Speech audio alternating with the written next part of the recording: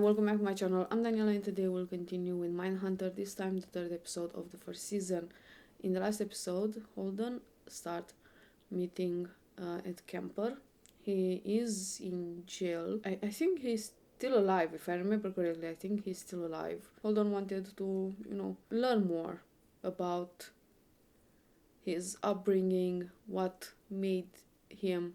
He started with his childhood and his motive for why he started killing. In the last episode, or the last episode made it seem like somehow his mother was the root of everything, but I don't know.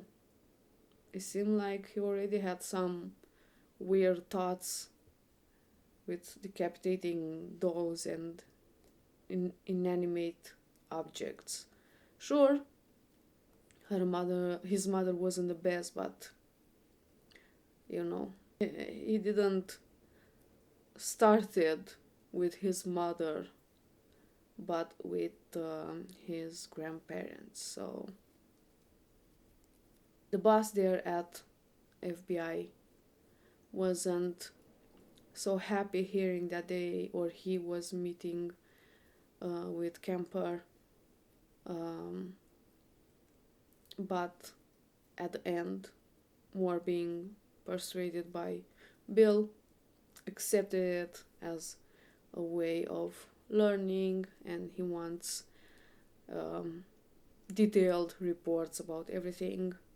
He gave them a little space in the basement, but it's a space of their own to do their things and write reports and document everything. Yeah, can't wait to see this episode. Anyway, as usual, I got something to drink. The episode is ready to start, so without further ado, let's do this. This guy again.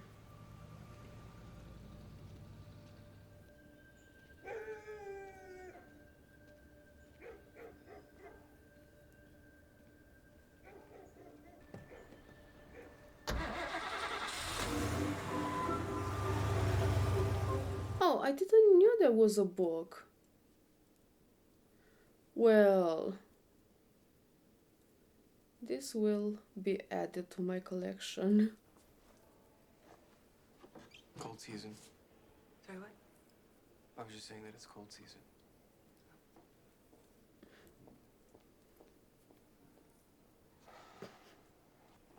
Here he is, sir. Dr. Wendy Carr, my partner, Holden Ford. I've read a lot about you. About me? Your notes. Thank you. You know, when you sent me your notes from the Kemper meetings, I was in a real rut with my new book. What's your book about? It's about white-collar criminals, men not so different to your Edmund Kemper. They're all psychopaths. I study captains of industry. And sure, these men all have wives, kids, dogs, goldfish, but not because they stopped being psychopaths, but because they just had different leanings. Kemper shows a total lack of remorse, a lack of inner emotional structure, no ability to reflect on the experience of others. These men are just sitting here, locked up, and we're too afraid of the morality of it to see the far-reaching value of their insight. Into behavioral science, early detection, criminology, you name it. Wow, yes. This is what I've been saying the whole time. Oh, have you? But you can't just circulate your findings within the FBI. I mean, maybe even turn it into a book. A book? Whoa. We definitely appreciate the vote of confidence, but we weren't even allowed to send you those notes. Do you really think people would be interested in this outside of law enforcement? I mean, imagine. Like, truly imagine what it takes to bludgeon someone to death. The lust for control, the feeling of arousal, the decision to rape the severed head of your victim, to humiliate her corpse. How could you possibly get that from an ordinary police report? Narcissists don't go to the doctor. Psychopaths are convinced that there's nothing wrong with them, so these men are virtually impossible to study. Yet you have found a way to study them in near-perfect laboratory conditions. You know, this is really important work. If your boss won't let you do it, then you should really talk to someone who has the freedom and resources. I think we'll stick with it for now. Unfortunately, Miller says he won't talk to you. Now, we told him in advance, and he agreed, but there's really nothing we can do now. He should be in a better mood tomorrow. Tomorrow.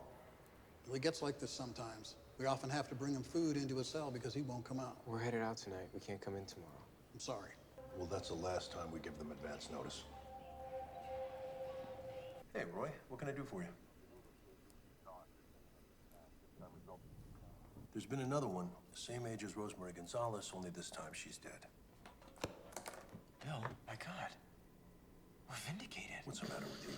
An old lady was just murdered. Did she have a dog? Please tell me there's a dog. A bigger dog, slit from ear to ear. Amen. That's not the right attitude. We rousted a bunch of kids. We had an 18-year-old from the neighborhood we liked, but he had an alibi. Now, this woman wasn't as frail as Mrs. Gonzalez. Whoever did this wasn't easily scared off. Older. And determined. He just wanted to dominate and humiliate her. Supposing he's 35, 40. Supposing these women are his mom's age. It's a mom thing. This isn't some random freak out.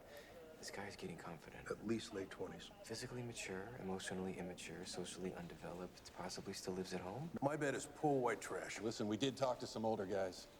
And this one right here is pretty interesting. Just came walking up off the street. Hey, what happened? Did anybody see? He'd been drinking. One of these guys that likes talking to cops, you know? I might as well be dead for all he cares. Just kill me now, because that is what you're doing. And it is a slow death. It's my only son. I might as well walk up to the freeway, stick my head under a truck, and save myself the misery. You sleep on the couch here? We ain't not too drunk to get up there. Take him. Just give me a fucking moment to breathe. I saw a dog leash in the house, but I don't see a dog around here. You got a girlfriend? Must be tough bringing a girl home with your old lady breathing down your neck like that. I don't have a girlfriend. Good-looking guy like you, I don't believe you. You trying to suck me off? Put it this way. You never had a girlfriend? One time. What happened? She got pregnant. My mom decided we were too young to get married, told her parents. She ratted you out. What happened to the kid? She got a scrape. How old were you? 20? How old was she? 20. That doesn't seem too young to me. Did you love her? I don't know. What kind of fucking question is that? I'm curious. I don't know is the answer. You think she loved you? You getting a scrap? No. Let me see your arm. How'd you get those scratches? I get drunk. I don't know. I've never seen alcohol give a guy scratches before. I got them from a piece of wood. I don't have a dog. She's the one with the dog, not me. Is it just you and her in there? Jesse. Who's Jesse? Some guy. They think the scratches are made by, a woman. I guess. Is that new? Jesse staying with you? A few weeks. That room's close by. Is that kind of weird, hearing your mom and her boyfriend? No. That would drive me crazy. Just meets a guy, then she moves him right in. I mean, you let your mom treat you like that. Don't you ever stick up for yourself? I stick up for myself. I'm sorry, I didn't hear you doing that in there. I didn't hear him say anything. You don't know what the fuck you're talking about. You Trying ever cuss her to out? make him angry. I give as good as I get. What does that mean? You ever been in a fight? Maybe. But not with mom, right? Mom's different. Never laid a finger on her. You didn't even raise a hand to her. Of course not. You raise a hand to your mom, it all goes to shit, right? You ever lost control? Not with her, Leastways. Not with her. You'd never hurt your old lady, but You'd never hurt her because she loves you. Flooring residents can rest easier tonight. Sacramento police have arrested 30-year-old Dwight Taylor in connection with a recent pair of sadistic assaults. I just wanted to say thank you so much for having this get-together. And Roy, thank you for acknowledging what my partner Bill and I are doing. And for embracing that if we all work together, we can venture into the blackest night and shine a light on the darkness. I'm talking about real darkness. And thanks for the beer. Yeah, I wanted to hear how you're doing. That's all. His teacher. Sorry to hear that. I'm sorry, Ed. Do you mean that violence in the movies drove you to kill those women? No, in reality, it doesn't work the way you expect. When you stab somebody, they're supposed to fall dead. They go, whoa. In reality, when you stab somebody, they lose blood pressure and they leak to death very slowly. So I was reluctant. I didn't enjoy it. I was scared to death of failing in male-female relationships, even sitting down to talk to a young lady. I wanted to communicate. Ironically enough, that's why I began picking people up. I pick a girl up, and I'm going a little further each time. It's a daring kind of a thing. I could feel it consuming my insides, this fantastic passion. Then it builds the feeling? And at some point you begin to enjoy the thrill. When you slit a person's throat, you need to cut it from ear to ear so that they bleed and suffocate at the same time. Otherwise, they'll just be in a great deal of pain. So there's no pleasure, Ed? Sure there is. I just wanted the exaltation over the party. In other words, winning over death. They were dead and I was alive. That was the pleasure. I was the hunter, they were my victims. When I got back on the street, it was like being on a strange planet. Some attractive young ladies walked by the car. I vomited. It was just how I reacted to women. I had no other way. If I could get a word in edgewise, everything would have been different. From the moment I woke up in the morning, she was demeaning and belittling, and she knew all of my buttons because she put them there. I was her toy all my life, right up until the moment I cut off her head with a hunting knife. She said to Mom, you know, I've never been on a date with a girl, Mom. And what did she say? Thank God. Can you believe that? That's when I started burying the heads in the backyard, right underneath Mom's bedroom window. Their faces looking right up at her window while she was at home. Couldn't help myself. I know it's silly, but Mom always liked people to look up to her. There's nothing behind Kemper's eyes. It's like standing near a black hole, and he thinks we're his friends. Well, he thinks you're his friend, which makes you a pretty great FBI agent. You know, I've been thinking about our conversation with Dr. Carr.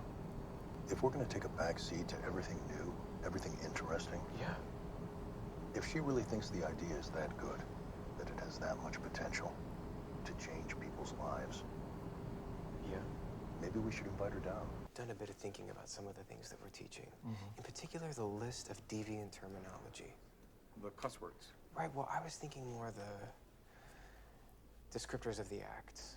I really don't know that they are deviant. Have you talked to Bill about this? Oh, sure. Bill agrees with me. And you think we should alter the curriculum?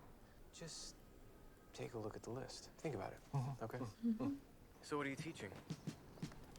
I'm teaching a class on the intersection of sociopathy and fame. People like Andy Warhol, Jim Morrison. Their celebrity becomes the only thing they need to sustain their ego. That's why this work is so vital. It goes so much further than the FBI. All the way to the White House. Perhaps, yeah. So that was the thing. That was the third episode of Mindhunter. Another person joined the crew, Dr. Wendy Carr.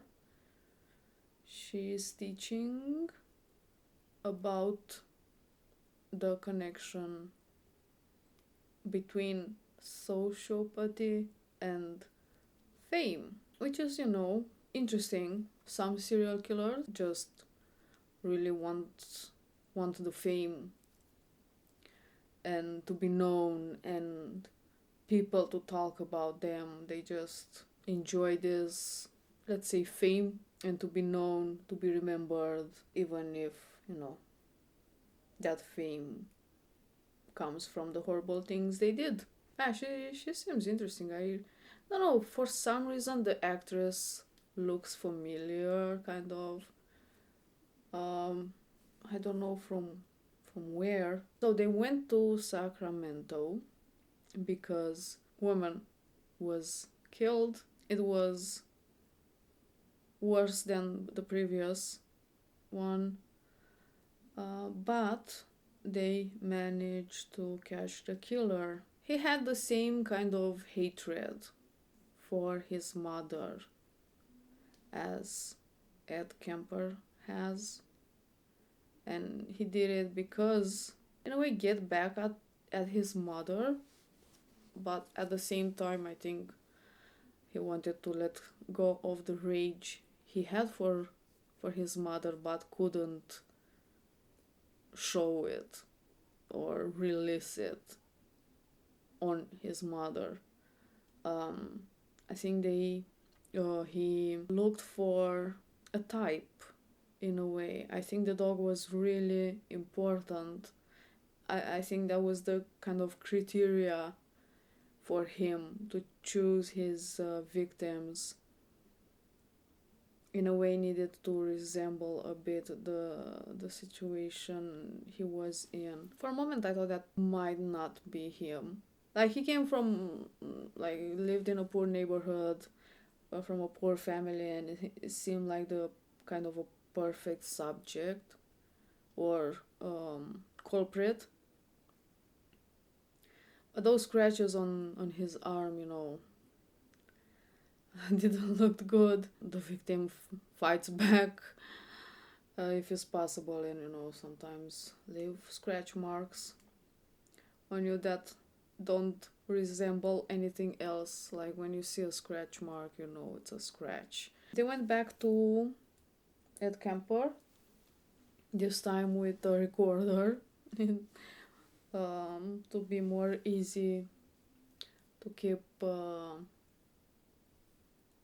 record what he's saying without, interrupting and missing key points. He continued to talk about, his mother again, and it seemed like some things that he did was to get back at her, but not quite directly. It was in spite of her, but at the same time she didn't knew. But it was kind of a funny joke to him, the things with the heads and all that. I really like the show. It's a mix between true crime but also a bit of fiction. Not quite a documentary, but not quite a fantasy show either, like all made up. It's based on true events, and it's always kind of tricky to do movies like this based on true events, or shows, because you have to be aware of the victims and be respectful of them and their families, because after all they went through, especially like the family, they went through a lot of pain, and doing a movie about them, it could bring back memories that are not pleasant, and kind of make them relive the loss and the pain. I guess because it's not necessarily focused on the victims, but more on idea of serial killer and understanding what is making them not focus on the victims but more on the serial killers. That was a thing. Can't wait to see the next one, but for now I'm gonna stop here. So thank you for watching. I hope you enjoyed. We'll see you next time. Bye.